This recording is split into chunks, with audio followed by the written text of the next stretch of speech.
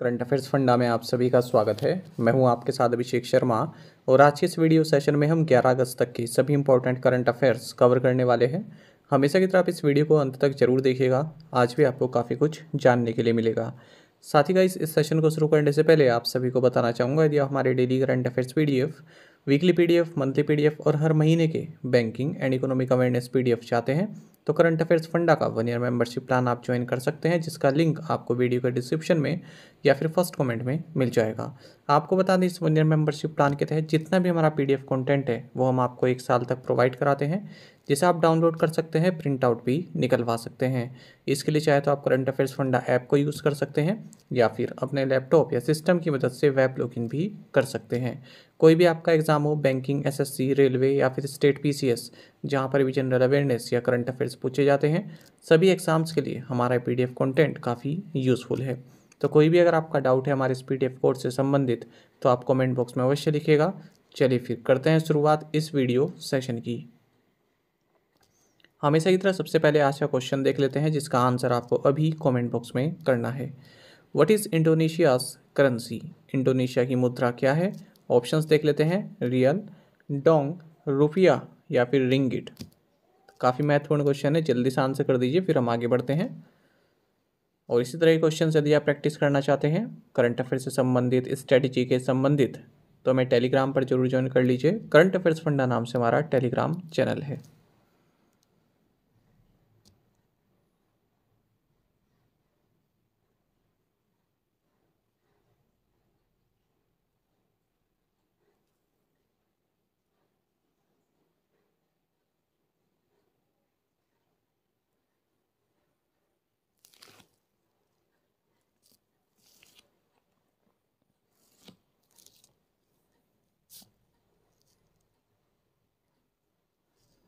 Which two Indian Navy warships are set to take part in exercise Malabar 2023? Malabar अभ्यास 2023 में भारतीय नौसेना के कौन से 2 युद्धपोत भाग ले रहे हैं? ऑप्शंस आपके सामने हैं और सही आंसर ऑप्शन बी है, INS Sahyadri and INS Kolkata. आपको जानना चाहिए, मालाबार एक्सरसाइज का 31st एडिशन ऑस्ट्रेलिया द्वारा होस्ट किया जा रहा है 11 से 21 अगस्त के बीच में। ऑस्ट्रेलिया के अलावा इसमें यूनाइटेड स्टेट्स, जापान और इंडिया भी पार्टिसिपेट कर रहे हैं। इस मालाबार एक्सरसाइज के बाद भारत और ऑस्ट्रेलिया के बीच एक बाई एनुअल नवल एक्सरसाइज भी होने वाली है, जिसका नाम है ऑसिन डेक्स। आपको जानना चाहिए, जो ये मालाबार एक्सरसाइज है इसमें भारत को रिप्रेजेंट कर रही हैं आईएनएस सह्याद्री और आईएनएस कोलकाता।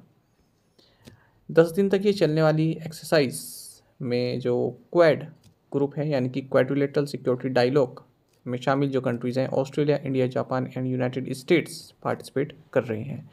आपको जानना चाहिए मालाबार एक्सरसाइज के बारे में। ये सबसे पहले इंडिया और यूनाइटेड स्टेट्स के बीच शुरू हुई थी 1992 में। साल 2015 में जापान ने इसको ज्वाइन किया और 2020 में ऑस्ट्रेलिया ने भी इसमें पार्टिसिपेट करना शुरू किया। Which two Indian Navy ships recently arrived at Port Rashid in Dubai for bilateral exercise जायद तलवार with the UAE Navy? भारतीय नौसेना के कौन से 2 जहाज संयुक्त अरब अमीरात की नौसेना के साथ द्विपक्षीय अभ्यास जायद तलवार के लिए दुबई के पोर्ट राशिद पहुंचे हैं? ऑप्शंस आपके सामने हैं, सही आंसर ऑप्शन डी है, INS Visakhapatnam and INS Trikand. आपको जानना चाहिए, 2 Indian naval ships INS Visakhapatnam and INS Trikand ये दुबई के पोर्ट राशिद पहुंचे हैं और यूनाइटेड अरब अमीरात की जो नेवी है उसके साथ एक बायलैटरल एक्सरसाइज में शामिल होंगे, जिसका नाम है जायद तलवार। इसी के साथ जो दोनों नेवीज़ के बीच में जो टाइज हैं उनको भी बूस्ट करने की कोशिश की जा रही है। भारत की जो ये आईएनएस विशाखापट्टनम और आईएनएस त्रिकंड है, इनका नेतृत्व captain Ashok Rao and Pramod G Thomas करने वाले हैं। साथ ही आपको जानना चाहिए, आईएनएस चेन्नई को हाल ही में रेड सी में डिप्लॉय किया गया है और यहाँ इसने जो royal Saudi naval ship HMS Al Jubail है इसके साथ पैसेज एक्सरसाइज की है। What is the name of the indigenously developed operating system that India's Defence Ministry plans to install on all its computers by the end of the year? स्वदेशी रूप से विकसित operating system का नाम क्या है जिसे भारत का रक्षा मंत्रालय अपने सभी कंप्यूटरों पर स्थापित करने की योजना बना रहा है? ऑप्शंस आपके सामने हैं। सही आंसर ऑप्शन ए है माया। आपको जानना चाहिए कि डिफेंस मिनिस्टर ने अनाउंस किया है कि अपने साइबर सिक्योरिटी सिस्टम को और मजबूत करने वाले हैं और इसके लिए ये विंडोज़ को रिप्लेस कर रहे हैं अपने सभी इंटरनेट कनेक्टेड कंप्यूटर्स से। और अब नया ऑपरेटिंग सिस्टम जो यूज़ किया जाएगा डिफेंस मिनिस्ट्री में, इसका नाम है माया। आपको बता दें हाल ही में जो है कई सारे मालवेयर एंड रैंसमवेयर अटैक्स देखने के लिए मिल रहे हैं। माया ऑपरेटिंग सिस्टम ये उबुंटू पर बेस्ड है जो कि एक पॉपुलर लाइनक्स डिस्ट्रीब्यूशन है जो free and open source software को यूज़ करता है। माया ऑपरेटिंग सिस्टम का एक मेन एडवांटेज ये है कि इसकी जो इंटरफेस है, जो फंक्शनैलिटी है, ये विंडोज़ की तरह ही है, तो यूज़र जो है इजीली अडेप्ट कर सकता है। इसमें एक anti malware and antivirus software भी है जिसका नाम चक्रव्यूह है। इस फीचर को आप कह सकते हैं कि चक्रव्यूह फीचर है। ये यूज़र इंटरनेट के बीच एक वर्चुअल लेयर क्रिएट करता है जिससे कि हैकर्स यूज़र का सेंसिटिव डेटा एक्सेस नहीं कर सकते। Who will lead the Indian contingent in the upcoming World Athletics Championships 2023? आगामी विश्व एथलेटिक्स चैंपियनशिप 2023 में भारतीय दल का नेतृत्व कौन करेगा? ऑप्शंस आपके सामने। सही आंसर ऑप्शन डी है नीरज चोपड़ा। आपको जानना चाहिए कि वर्ल्ड एथलेटिक्स चैंपियनशिप्स 2023 में भारत की जेवलिन थ्रोअर नीरज चोपड़ा जो भारतीय दल है इनका नेतृत्व करने वाले हैं। ये चैंपियनशिप बुडापेस्ट हंगरी में 19 अगस्त से शुरू होने जा रही है। भारत की ओर से 28 एथलीट्स इसमें compete कर रहे हैं और 15 तो इसमें पहली बार हैं जो वर्ल्ड चैंपियनशिप खेल रहे हैं। 20 साल की अंडर 20 सिल्वर मेडलिस्ट सैली सिंह ये यंगेस्ट मेंबर रहेंगी इस कंटिजेंट में। Which of the following institutions is being renamed to Indian Institute of Management Mumbai IIM Mumbai? निम्नलिखित से किस संस्थान का नाम बदलकर भारतीय प्रबंधन संस्थान मुंबई किया गया है? ऑप्शंस आपके सामने है। सही आंसर ऑप्शन ए है national institute of industrial engineering NITIE। आपको जानना चाहिए कि हाल ही में संसद द्वारा IIM अमेंडमेंट बिल 2023 को पास किया गया, यानी कि दोनों हाउसेस ने पास किया है और इसी के तहत एक प्रोविज़न ये भी है इस बिल में कि जो national institute of industrial engineering है NITIE, इसको अब officially national institute of Indian institute of management यानी कि IIM मुंबई के नाम से जाना जाएगा।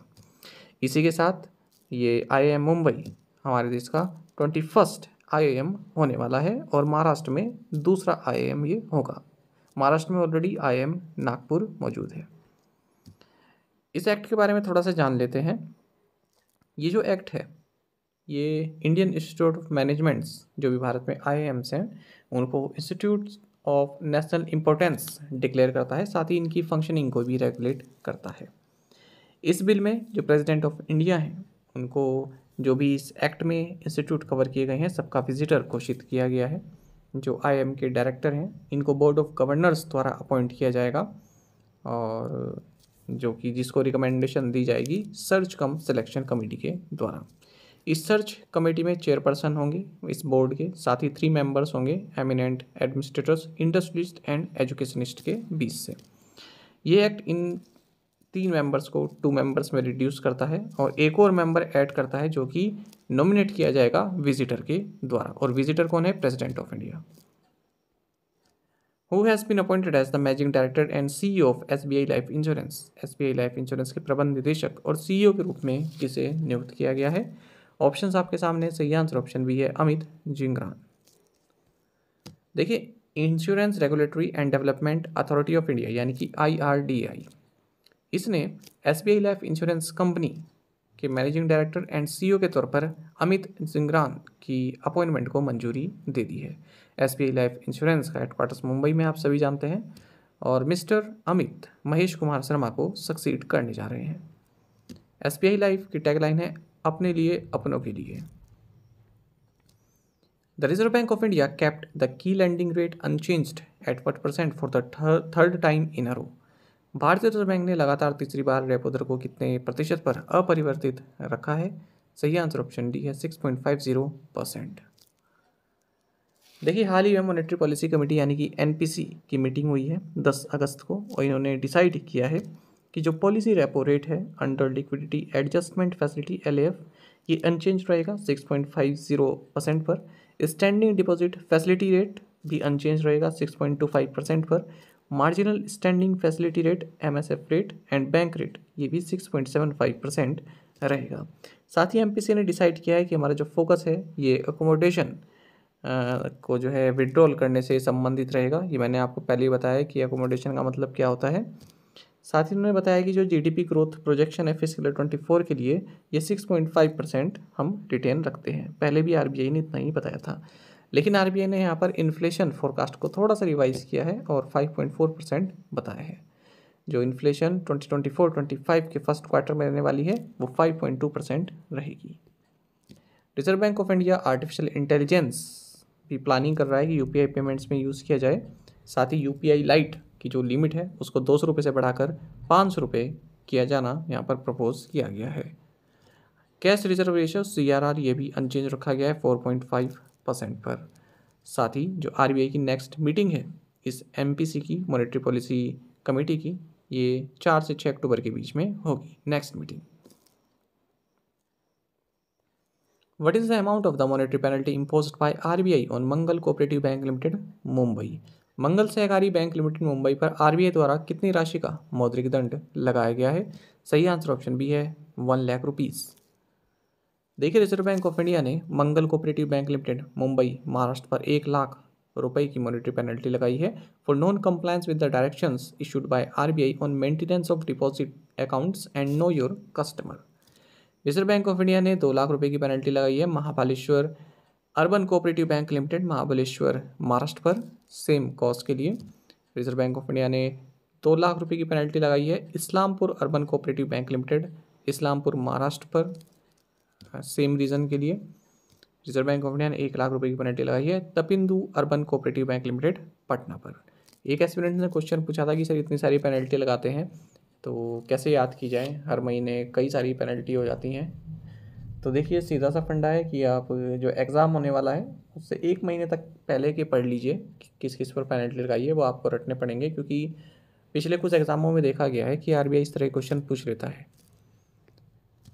Which bank has become the first Indian bank to launch an eco-friendly debit card for its customers? कौन सा बैंक अपने ग्राहकों के लिए पर्यावरण अनुकूल डेबिट कार्ड लॉन्च करने वाला पहला भारतीय बैंक बन गया है? सही आंसर ऑप्शन बी है Airtel payments bank.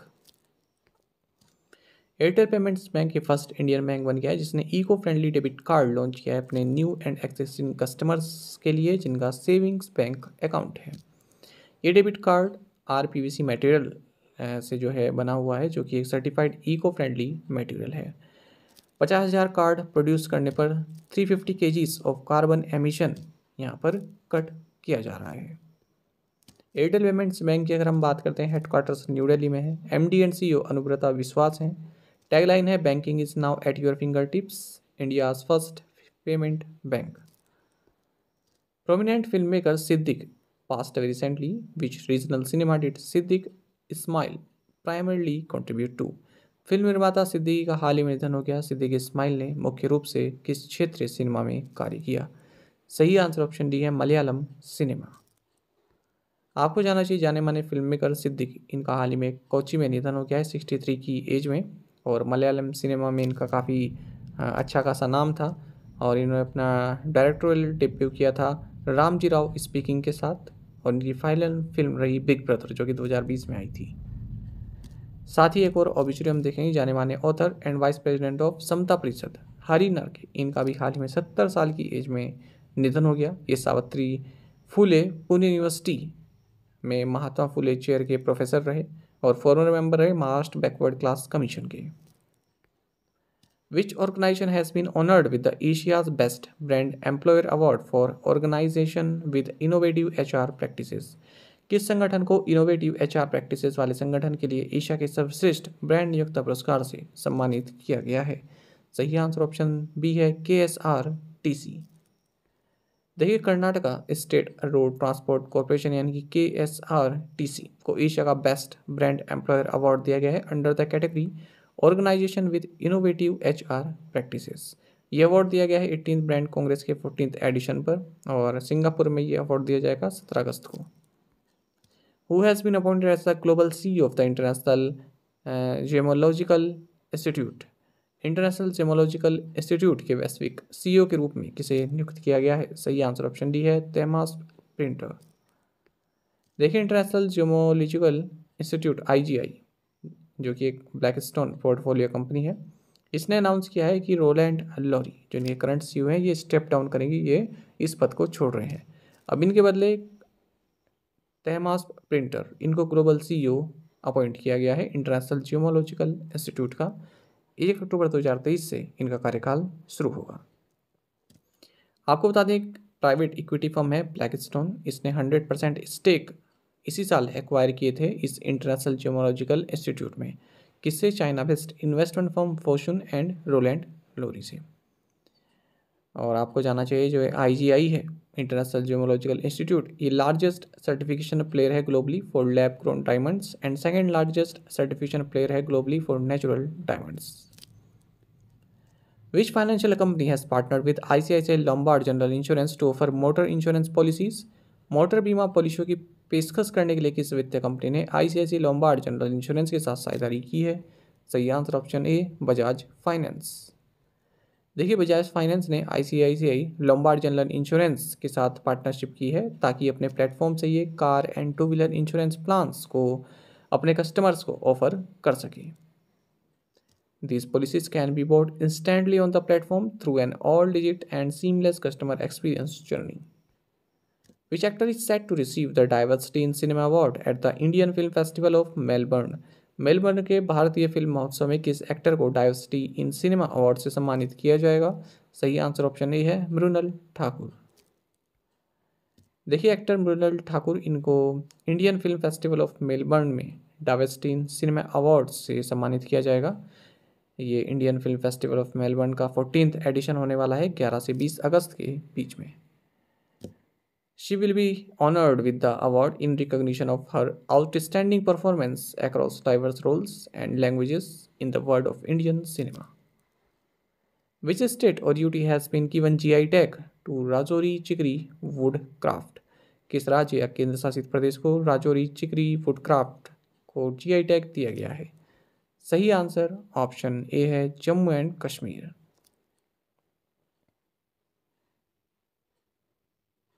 Actually question इस तरह से होगा, which states or UTs Rajouri Chikri woodcraft has been given GI tag, है ना, कोई बात नहीं, सही कर देंगे इसको। देखिए जम्मू एंड कश्मीर के राजौरी डिस्ट्रिक्ट की चिकरी वुडक्राफ्ट और अनंतनाग डिस्ट्रिक्ट के मुश्क बुत्सी राइस, इन दोनों को ही ज्योग्राफिकल इंडिकेशन भौगोलिक संकेतक टैग दिया गया है। चिकरी जो है एक pale honey coloured fine grained softwood है जो कि राजौरी डिस्ट्रिक्ट के हिल रेंजेस में पाई जाती है और अपने इंट्रिकेट कार्विंग एंड डिटेलिंग के लिए जानी जाती है। वहीं बात करें मुश्क बुत्सी राइस की, तो ये short bold grains and aromatic essence वाला राइस है। What is the Air Force version of the Nag Helina anti tank guided missile called? Nag Helina anti tank guided missile के वायुसेना संस्करण का नाम क्या है? सही आंसर ऑप्शन डी, ध्रुवास्त्र।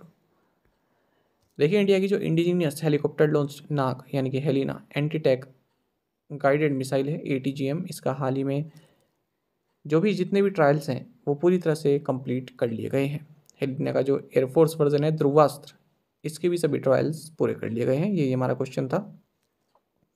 आपको बता दें Helina and Dhruvastra missiles, these both are guided by an advanced imaging infrared seeker operating in both the lock on before launch and lock on after launch mode। तो ये दोनों फैसिलिटी हैं इसमें, lock on before launch and lock on after launch। इसी के कारण ये one of the world's most advanced anti tank weapons हैं। आपको बता दें जो भी आर्मर टारगेट्स हैं इंक्लूडिंग टैंक्स, उनको डिस्ट्रॉय कर सकता है 7-8 किलोमीटर तक की रेंज में। Helina and Dhruvastra missiles are helicopter launched variants of Nag missile. Nag missile आप सभी जानते हैं fire and forget 3rd generation ATGM anti tank guided missile है। नाग के बारे में कई बार एग्जाम में पूछते हैं, हर एग्जाम में, चाहे वो SSC हो या फिर बैंक हो या फिर स्टेट के एग्ज़ाम हो, फायर एंड फॉरगेट मिसाइल कौन सी है, इस तरह से पूछते हैं, तो आंसर उसमें नाग भी होता है। What is the rank of India in internet resilience index? Internet लचीलापन सूचकांक में भारत किस स्थान पर है? सही आंसर ऑप्शन सी, 6th। आपको जानना चाहिए कि हाल ही में इंटरनेट रेजिलियंस इंडेक्स यानी कि IRI इसको लॉन्च किया गया है। इसमें भारत का जो ओवरऑल स्कोर है ये 43% है और साउथ एशियन रीजन में भारत 6th पोजीशन पर है। ये इंडेक्स इंटरनेट सोसाइटी जो कि ग्लोबल नॉन प्रॉफिट ऑर्गेनाइजेशन है इसके द्वारा रिलीज़ किया गया है। इस इंडेक्स में 170 कंट्रीज़ का डेटा लिया गया है और अगर हम साउथ एशियन रीजन की बात करें तो भारत भूटान, बांग्लादेश, मालदीव, श्रीलंका और नेपाल से पीछे है, लेकिन पाकिस्तान और अफगानिस्तान से आगे है। तो पहले नंबर पर साउथ एशियन रीजन में भूटान है, फिर बांग्लादेश है, फिर मालदीव है, फिर श्रीलंका है, फिर नेपाल है और फिर अपना इंडिया है। अफगानिस्तान लास्ट पर है 30% स्कोर के साथ साउथ एशियन रीजन में। इसमें 4 पिलर्स हैं इस इंडेक्स में, जैसे पहला इंफ्रास्ट्रक्चर, यहाँ पर भारत 31% स्कोर करता है। दूसरा है परफॉर्मेंस, यहाँ पर भारत 40% स्कोर करता है। तीसरा है सिक्योरिटी, यहाँ पर भारत 66% स्कोर करता है। चौथा है मार्केट रेडीनेस, यहाँ पर भारत 35% स्कोर करता है। कॉन्टिनेंटल लेवल पर देखें तो ओवरऑल रेजिलियंस सबसे ज़्यादा यूरोप कॉन्टिनेंट के लिए है 60% और लोवेस्ट है अफ्रीका के लिए 36%। इस रिपोर्ट के अनुसार आइसलैंड एंड स्विट्जरलैंड ये बेस्ट ओवरऑल रेजिलियंस कंट्री हैं 73% के साथ। वहीं सबसे लास्ट पर सीरिया है 20% के साथ। प्रीवियस असाइनमेंट क्वेश्चंस के आंसर देखेंगे। Mhadei wild life sanctuary is located in which state? Goa. Where is the national academy of direct taxes? Situated Nagpur, Maharashtra. Who has been sworn in as the chief justice of Odisha high court? Justice Subhasish Talapatra. Combined index of 8 core industries increases by 8.2% provisional in June 2023 as compared to June 2022, who has become the third Indian American vying for the Republican nomination for the 2024 US presidential race after Nikki Haley and Vivek Ramaswamy? Answer is Harshvardhan Singh. देखिए अब इसमें यहाँ question देखिएगा, third Indian American vying for, जो ये Y four होता है ना, वाइंग फोर, इसका मतलब होता है compete करना। जैसे 2-3 लोग लगे हुए हैं आपस में किसी चीज़ के लिए compete करने के लिए, उसको बोलते हैं वाइंग फॉर। आज के असाइनमेंट क्वेश्चन देखेंगे। World lion day is celebrated on which day? Where is the interview island wild life sanctuary located? ये इंडिया की है, बताइएगा आप। Rythu Bandhu scheme is a support scheme for the farmers in which Indian state? ये question भी कई बार exam में पूछते हैं। Which city hosted the second summit of Russia Africa economic and humanitarian forum? Google on July 17th paid tribute to which American scientist and women's rights activist who was the first person to discover the greenhouse effect and its role in the warming of Earth's climate? तो इन 5 questions के answer आप comment box में दीजिएगा। यदि आपको एक question का answer भी आता है तो भी आप हमें कमेंट बॉक्स में बता सकते हैं। ज़्यादा से ज़्यादा संख्या में आप पार्टिसिपेट करने की कोशिश किया कीजिए। साथ ही करंट अफेयर्स फंडा को आप टेलीग्राम पर भी ज्वाइन कर सकते हैं। यहाँ पर रेगुलर वीडियो अपडेट्स और करंट क्विज़ हम आप सभी के लिए डालते रहते हैं। साथ ही डिस्कशन ग्रुप में आप किसी भी क्वेश्चन का सॉल्यूशन पा सकते हैं। दोस्तों हमारे करंट अफेयर्स की प्लेलिस्ट दी गई है, इसको आप जरूर देखें। अपने दोस्तों के साथ, फेलो एस्पिरेंट के साथ हमारे करंट अफेयर्स को आप शेयर जरूर करें। आज का ये सेशन आपको कैसा लगा आप कमेंट बॉक्स में अवश्य बताइएगा। Thank you guys.